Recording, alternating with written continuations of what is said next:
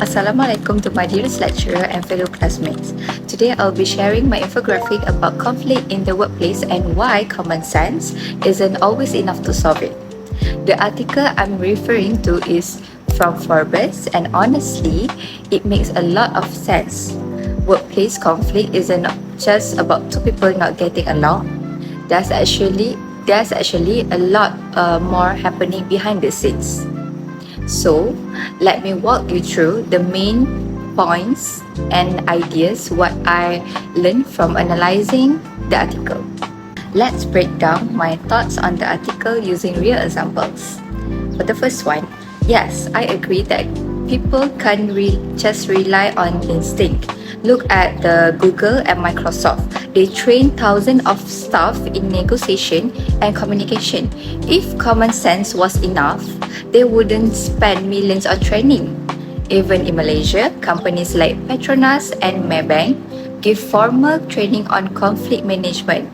Research from UiTM also shows that conflict has a proper steps like investigation, clarification, and follow-up. So yes, skills matter.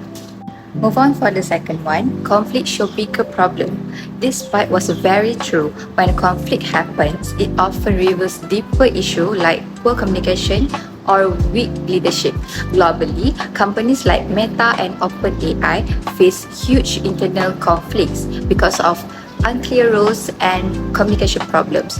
Locally, in Malaysia, we see this in factories, retail, and even office jobs. UiTM studies also say that leadership behavior plays a huge role in whether a conflict gets better or worse. The third is structured communication helps.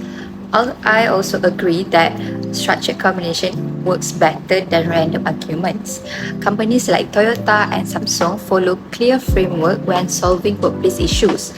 Many Malaysian organizations also use HR procedures to communicate clearly and fairly.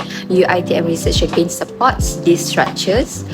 Discussion always lead to better outcomes. Next one is when employee feels heard, conflict improve. Another point I agree with is how important employee engagement is. Companies like Google and Starbucks focus on psychological safety, and because people perform better when they feel respected. On the other hand, look at the Top Glove.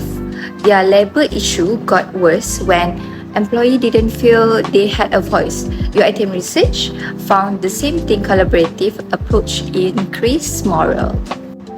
Neutral third parties are helpful. This one is very real. Sometimes the people involved in the conflict cannot solve the problem alone, especially when the leader is the part of the issue. That's why companies bring in HR, mediators, or outside facilitators. Did you know Malaysia even saved 60 million ringgit through mediation in workplace disputes last year? So yes, neutral help works. For the last point is but small issue. Okay, common sense works. I also think some small misunderstanding don't need heavy processes.